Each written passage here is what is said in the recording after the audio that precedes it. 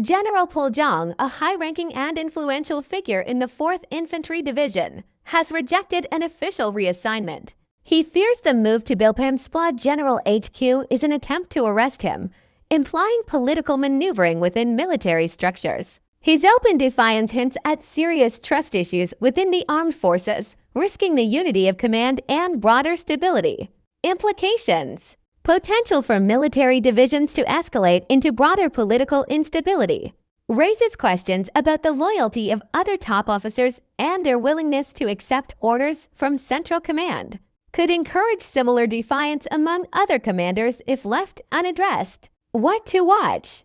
Reactions from the SPLA General Headquarters and political leadership. Will they negotiate, discipline, or try to placate Puljang? Whether other commanders publicly back him, indicating broader dissent.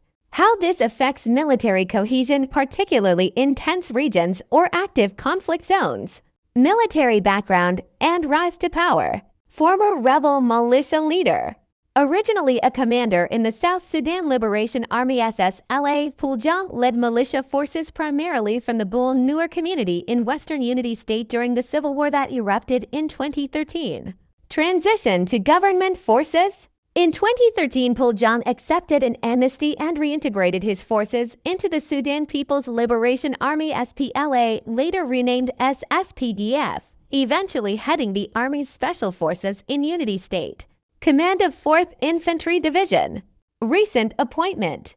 About 11 months ago, President Salva Kiir appointed him as commander of the 4th Infantry Division based in Unity State, Bentiu, following his tenure leading Special Forces. Allegations of abuse. Units under his command, especially a group nicknamed Terchuong, have been accused of human rights abuses in counties like Rubkona, Guit, Mayendit, and Leer.